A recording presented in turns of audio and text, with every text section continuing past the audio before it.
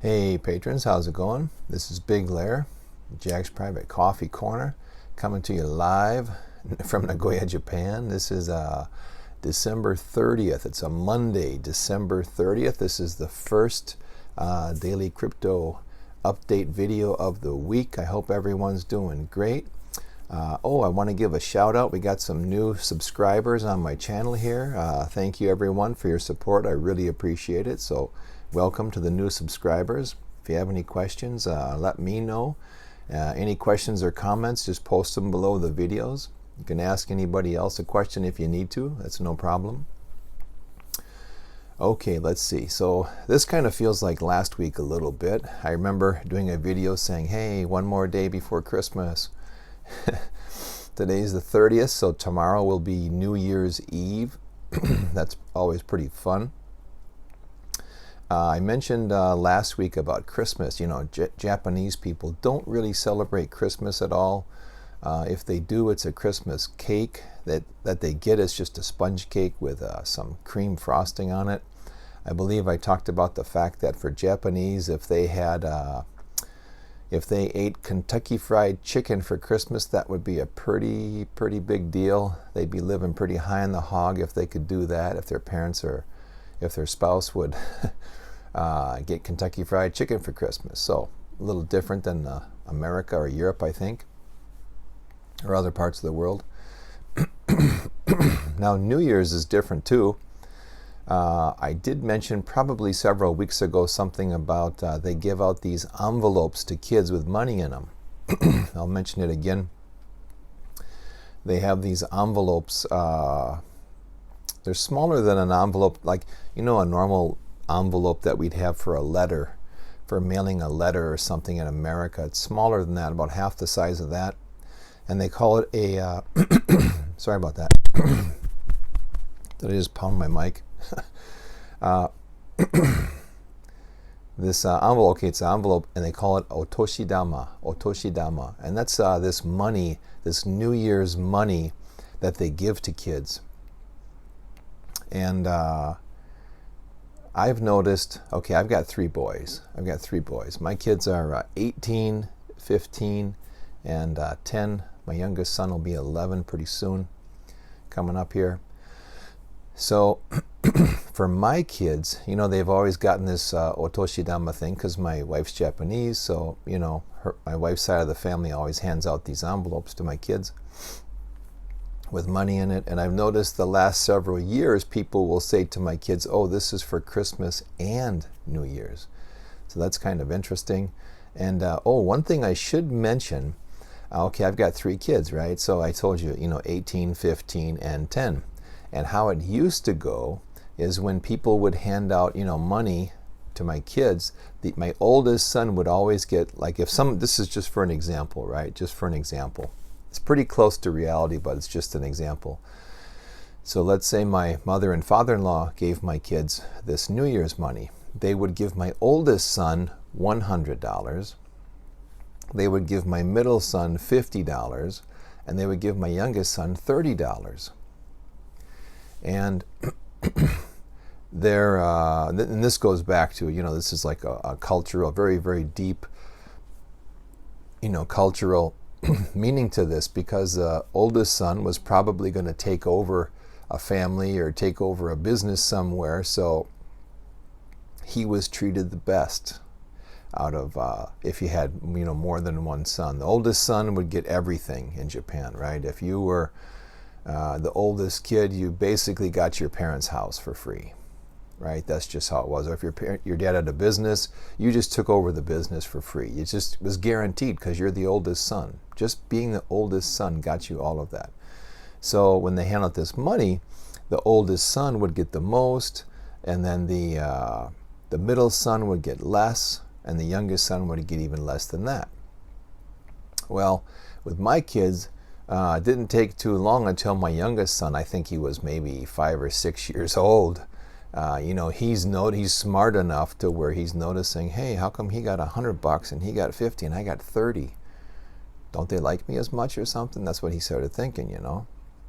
So I thought, yeah, it's kind of a goofy thing. You know, we're not living in feudal Japan. These are modern times. it's kind of hard to justify why one kid gets more than another.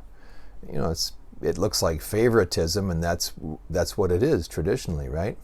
So anyway, I just said to my in-laws, I said, hey, I don't want to, cause any trouble, but in the future, if you can, give the kids the same amount. I've always thought it was a little funny, and when we just had 2 kids, I didn't think too much of it. But, now that I have 3 kids and my youngest kid is saying to me, what's going on? Don't they like me as much? Now that's creating a situation that made me say, yeah, what's going on all these years? So I said to them, so what you should do is just give each kid $30 each. And you don't even have to give them any money. But, it just do me a favor and give them the same amount of money. Now, there was some big pushback on that from them. They were telling me why they do it, and everyone else does it that way. And I said, well, that's fine, everyone else does it that way, but I'm not Japanese and I have 3 kids, and my job as a father is to take care of my kids and to make sure everything's right with them. And I've thought it was strange all these years. Now that my youngest kid has noticed it, I'm just going to call everybody on the carpet and say, this is okay, sorry, you've got to change. It's gone on for however many years. It has 13 years. Nothing was said about it. I think that's what it was. And, now I'm saying something about it. So, no, 10 years. Went on 10 years, sorry. And so, yeah, the conversation didn't end too well. To put it that way. And then, but the next year, the kids were given money, and it was the same. So that's good, I guess. It's really funny. You have an international marriage, where like I'm American and my wife's Japanese. There are so many issues that come up.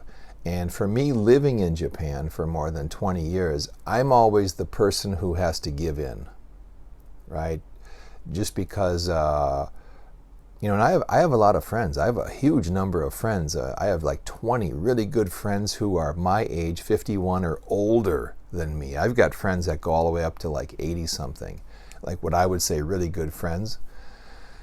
And so I have a pretty good network of people that I can bounce ideas off and say, hey, what about this? What about that? And all these friends are Japanese. So it's not just that I'm, going off on a wild tangent telling people, hey, this or that. When things are bothering me or I think something's not right, I'll run it by a number of my friends first and see what they say. And if it seems like I got a chance to change something, I'll change it. But if it seems like, oh boy, this is really ingrained in the culture and people just aren't going to move an inch for me, then, I have no choice but to accept it. And what I've noticed over the years is, you get close to 20 years, I've been here longer than 20 years actually. You constantly give in to things and you get to a point where you're just like, I'm not doing it anymore. No, I'm not doing it anymore because now I'm starting to change, inside as a person, like who I am is changing, and I don't want to do that. Like I've changed, I'm at the max. I've reached my limit. No way, I'm not doing it anymore. So, and it might just be part, that I'm getting older and getting a little grumpy or something. I don't know. I have more life experience under my belt, and so I'm quicker to call, bullshit on things. I don't know. Maybe it's that. So there are some things, a lot of things in the past I've just given into and said, oh, okay, I'm not going to change this whole country that I'm in. I'm not going to change the people that are around me immediately, so I guess I have to change. But there are other times where I push back really hard, and I just tell people, I don't care if 123 million people in this country do it that way, I'm not doing it that way. So that's really interesting, having an international marriage and all the things that go along with it. Don't get me wrong, I'm the happiest guy in the world. I hit the jackpot with my wife, and I know it. That's the important thing. I hit the jackpot, and I know I hit the jackpot. So I'm not complaining about that kind of stuff. But, there's just a lot of stuff that goes along with it, right? Okay, so that was a pretty long digression there, sorry. And there's one more thing I want to mention. I wanted to talk about this last week and I didn't. And this is going to sound like a really goofy, I think it's going to sound like a goofy thing, but it'll have a big impact on you. Hopefully you'll realize it. And this is something a number of years ago I learned. There's this, how can I say it? Okay, I'll just come out and say it, then I'll have to backtrack and maybe fill in some gaps. So, okay, this time of year, lots of people get sick, they get colds, they get flus, they get whatever, you know. And I very, very rarely get sick. Very rarely, very rarely. And I think one of the reasons is because I clean the inside of my nose. Now I know this sounds goofy, sounds funny. This is actually something like an old ninja technique, right? An old ninja technique. Now, traditionally, these ninja, you know, they were out doing missions, whatever, you know, going here and there, and they had to develop not only their five senses to a high degree, but also their sixth sense and, you know, all this other stuff. But they did not neglect, even though they had, you know, a lot of them had these very advanced sixth senses, you know, psychic abilities and whatnot. They did not neglect their five senses. And one of the most important senses for them, one of the five senses, was their sense of smell. How do you develop that? Well, number one, you have to have like this whole passage here, you know, from your nostrils all the way back. That has to be clean and clear in order for you to smell things. And you can imagine if you're someone who's an assassin and, you know, moving through enemy territory, you need every little advantage that you can gain. And one of those advantages was the sense of smell. So they had a very simple, but I think of it as a simple but powerful idea, is that if you cleaned your nose every morning and every evening, you would develop a very good sense of smell. And it's going to sound a little gross here, but so how do you do that? Well, this is what I learned. So, you know, you turn your sink, the water on your sink, you bend down close to the sink, and you get some water cupped up in your hand, you bend over, and you put it up to your nose, and you inhale it a little bit, just so it kind of goes up to about here. If you do it too much, you know, it'll come back out your mouth, and that can be kind of painful because it'll get too far up into your sinus cavity, right? That's okay, though. That's actually okay. That's a different technique. But just get it up enough. Do it several times to where the inside of your nose gets moist. And then basically just after that, you know, you've got your thumb here to just anything that's in there, like scrape it out. Like I said, I know this sounds gross. Just scrape out everything that's in there, and you'll be surprised what is in there.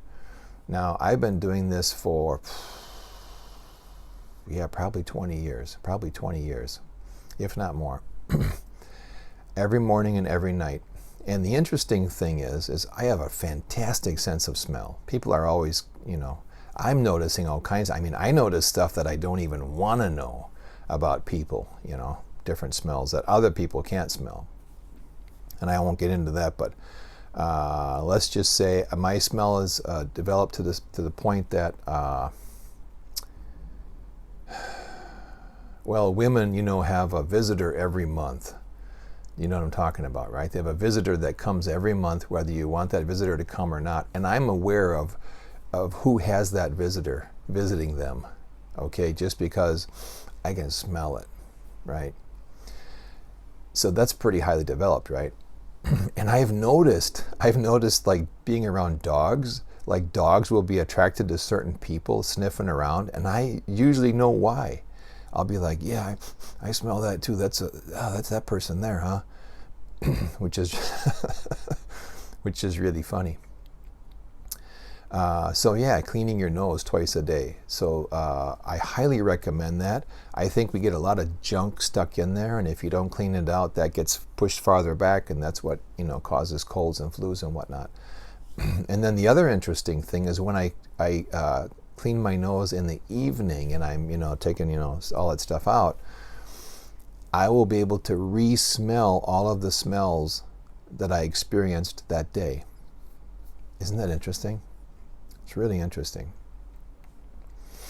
So if I could give any advice on someone how to stay healthy and how to have a good sense of smell, clean your nose out twice a day. So like I said, you start out, you get your head over the sink. Warm water is good. Warm water is best. I mean, if you're in a place like me where they don't always have warm water, you're just using cold water that's almost room temperature. Holy moly, that'll work too. But warm water works faster.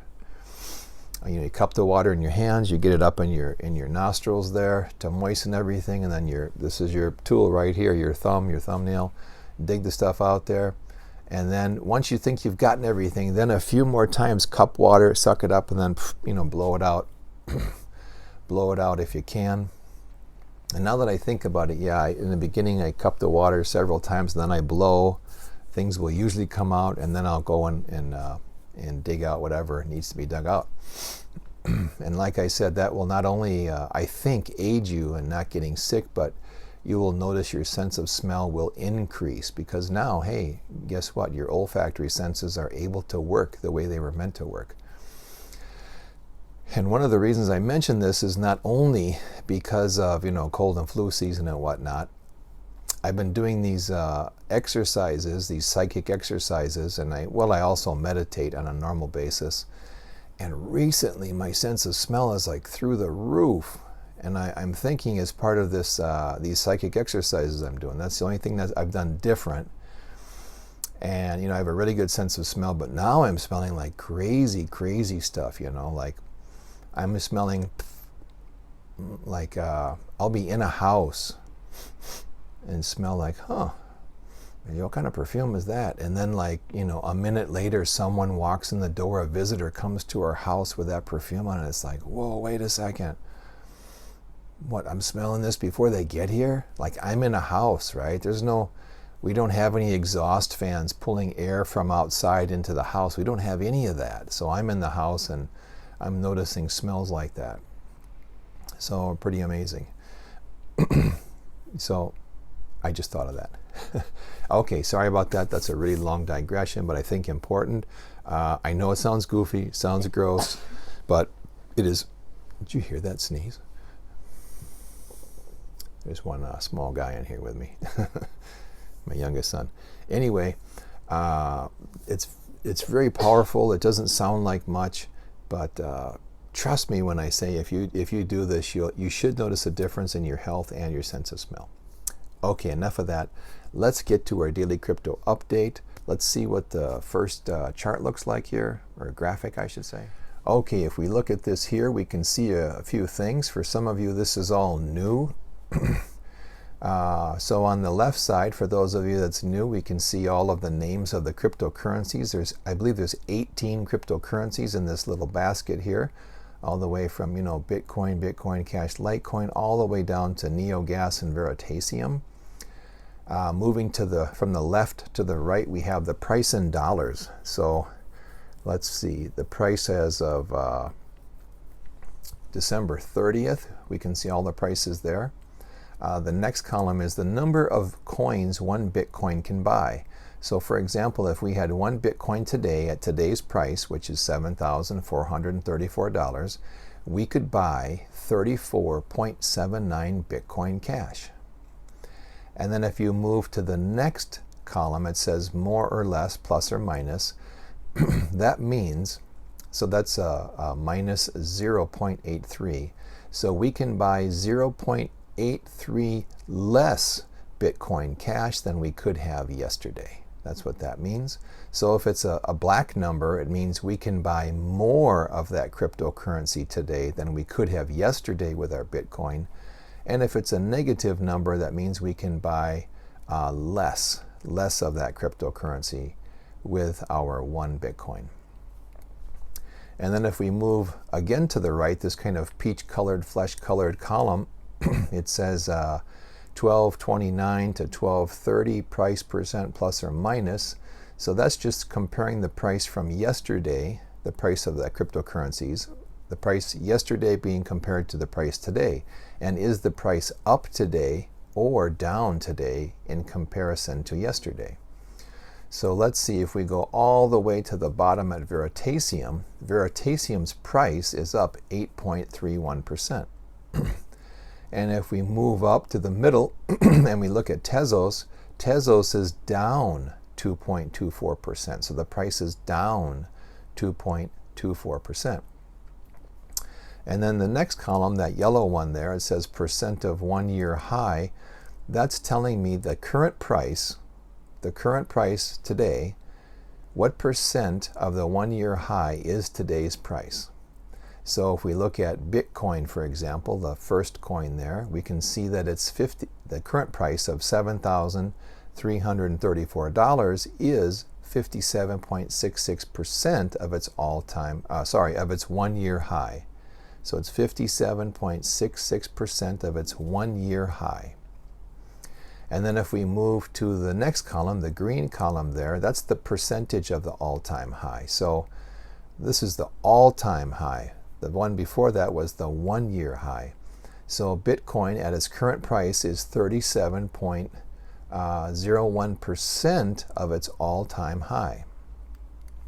Now the next column looks similar. It's purple, right? It's a percent to all-time high. So what percent would Bitcoin need to increase from its current price to reach its all-time high? Well, that would be 170.23%. As you can see, some of the numbers are highlighted with a green box or a purple box. Those are because those numbers are special, in my opinion. So if we look down, let's see, well, let's just look at Bitcoin Cash. Okay, the percent of all-time high in the green box is 4.91. So it's only 4.91% of its all-time high, only. And if it had to increase to its all-time high, it would have to go up 1,938.29%. Isn't that pretty amazing? That's a huge increase. It's much bigger than, look at Bitcoin. It would only go up 170.23% to reach its all-time high. Bitcoin Cash would do more than 10 times that. So the reason I have these numbers highlighted is because these numbers are pretty big, and if you were to invest money into cryptocurrencies, you might want to think about choosing a coin that has a very high percentage to all-time high. And then if a coin has a high percentage to all-time high, then look over at the green column. It'll have a low percent of all-time high. There's a correlation there. That's why I have both of them highlighted. So for example, look at NeoGas on the bottom, second from the bottom, NeoGas. Its percent of all-time high is just 0.99%. Not even 1% of its all-time high. And if it goes up to its all-time high, it will have to increase in price 9,985.87%. That's pretty amazing. So that'll be an incredible buy. And then if we go to the final column, there's nothing written there on the top, but if you scroll over, if you look from Tezos and go all the way over to the right, it says sell. Now that's just in my opinion. Tezos is still at a price that a person could sell and make some profit. If you bought the coin at the correct price, right? And I'm just saying, well, if you bought it for around the $1, selling it at $1.31 would be a pretty good deal. That's why I have sell there. Pundi X, it says crazy buy. Well, why? You'd have to be crazy to buy it, but if you did and it goes up to its all-time high, you'll get crazy rich, right? So that's what that is. Okay, and if you're a new subscriber, please go through the Crypto Beginner Library. There's a lot of information in there, and especially about the ideas behind trading and the considerations, the things you have to consider before you buy or sell a coin. Yeah, just look at that first, because some of the things I'm talking about now may not make sense if you don't understand that, especially why I have sell there for Tezos. I used to have other things. Recently the market's been down, but in the past I had a lot of coins. I said, this would be an okay buy price for me, because I know my buy-in price And when things get so much lower than one's buy-in price, then you have to say, well, that's a pretty good deal if I bought that. So I don't have any of that recently because prices are going down. So I'm thinking, okay, we should all wait. At least that's what I'm doing. I think prices will go lower, so there's no sense paying too much or paying, prices now if you think they might go down. Now, I bought a lot of these coins at their high prices, at the highest price they ever were back in beginning of 2018. I bought some of them at pretty well half of their high prices. So for me, these are all, bargain prices. And, so don't feel bad if you bought coins at a high price. I don't think anyone has bought some of these coins at a higher price than I have. So don't ever feel bad about it. I do think crypto is the way, it's the way of the future. It's going to be the currency of the future. And so I'm fine having paid, what did I pay for my Litecoin? Jesus, $260 or something for my Litecoin in the beginning. Look at it now. But I'm just holding on to it. I'm holding on to it because I'm thinking in the future I will actually use it.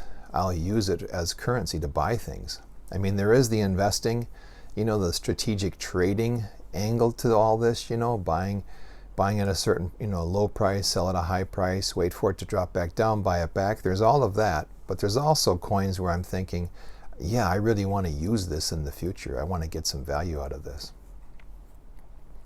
Okay, so for any of the new subscribers, if you have a question about this, just drop it down below, okay?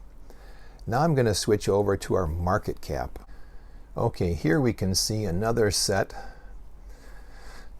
graphic here with some information on it. Now, if you notice on the far left column, this one says 12/29, so December 29. So what I do is I grab this information, so it's the 30th for me. So every night I grab this information, I look at it, and then it'll usually tell me something about what's going to happen tomorrow. So there's a correlation. Okay, so I grab these numbers at night, and the next morning I grab the cryptocurrency prices. And let's just get into this, and then as I explain it, I'll be able to maybe give you a better reason, method for my madness here. Okay, so on the far left we have all the cryptocurrency names, the same ones from Bitcoin all the way down to Veritasium. If we move to the right, we have the market cap. That's the market cap as of last night, the 29th for me, because I'm in Japan here, right? I'm ahead of North America. And then the next one is a daily percent change in market cap. So did the market cap increase from the previous day? So did it increase or decrease from the 28th to the 29th? So if we look at Bitcoin, the market cap increased to 1.20%. And once again, if you see a negative number that's in red, that means it decreased. So if we look at Tezos's market cap decreased 4% from the 28th to the 29th. Now let's look at the next column. This is blue here, like a cerulean blue, daily trading volume. So these are the daily trading volumes. And then we go to the next light blue column. It says daily percent change in trading volume. So this is did the trading volume increase or decrease from the previous day? So as we can see, let's just stick with Bitcoin here. The daily percent change in trading volume was a minus 17.99%. So the daily trading volume of Bitcoin decreased 17.9% from the previous day. And then let's see, the next column, the yellow one, trading volume as a percentage of market cap. So Bitcoin's trading volume is what percent of its market cap, its total market cap? Well, it's 9.3%. Okay? And then the third, or the very far right column, it says meaning, it's in green there. High, you'll see high and low. High means high volume, and low means low volume. Investors, especially institutional investors, they want to see coins with high volume. High volume means there's lots of trading. It's very easy to buy the coin, and it's very easy to sell the coin. That's a very important point. High volume. And low volume, of course, means you may have trouble buying or selling the coin, depending, right? Like something like Veritasium, if you look down at Veritasium, the trading volume as a percent of its market cap is 0.02%. You might have a hard time buying and selling your Veritasium. That's just something to keep in mind. Okay, so let's see. What was I going to say here? Let's take Tezos for an example. Tezos. So we've got the market cap. It's down 4%. And then if I look at the daily percent change in trading volume, look at that, it's the highest. It's 80.94%. So that means there was a huge increase in the daily trading volume from the previous day. So Tezos, the price has been going down. Okay, so last night I see the market cap. The market cap is down 4%. And the trading volume is very heavy, very heavy. It's up 80.94%. So I can guess, oh, the price has been going down. The market cap is down from yesterday, and the trading volume is high. Lots of people are still selling their Tezos. They're getting out of Tezos, so I think the price will keep going down, and that's just what it did. Looking at it today, in comparison to yesterday, the price is down. Now, if we look at Tezos, the trading volume as a percent of market cap, well, that was only 1.38%. So that's, Jesus, not even 2% of its market cap is being traded. However, that amount of volume is moving the price, interestingly enough. So that's one of the things you learn from looking at all of these metrics here, is that there are coins like Tezos with, the trading is a very small percentage of its market cap, but that small percentage is able to move the price. And then, take something like, let's see, Litecoin. At times, Litecoin, its daily trading volume is equal to its market cap. So it's heavily, heavily traded, but the price won't move so much one way or the other. So, that's looking at these metrics here, these numbers.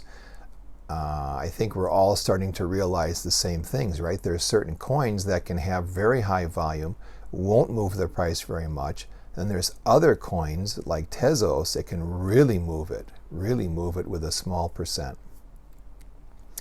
Now, one thing I should note, let's see, Veritasium had a big increase on its market cap, 7%. Trading volume was up 28%. However, the previous day had just a tiny, it's not on my chart here, I'm looking at it though, had a tiny market cap. And then, now I had a huge market cap. This is on the 27th. I'm not going to show it, but this is what I grabbed myself, because I grab numbers every day, whether I make videos or not. Now, I had the trading volume of Veritasium at $52,000 on the 27th, Saturday, which is huge, right? That was almost a 300% increase from the previous day. Then we moved to Sunday, and that dropped 94%, all the way down to $2,800, $2,800. And then today it's at, $3,721. Now, with Veritasium, we've seen some big moves. That's the biggest move I've seen. Now, when I get a really big number like that, what I do is I go to, I use this app, I forget what it's called now, for checking these numbers. What's it called? Coin Price or Coin something. Anyway, then I'll look at Coin Market Cap to check to see, really, is this volume here? Because there have been a few times in the past, this app that I'm using will show me a huge spike that does not show up on CoinMarketCap.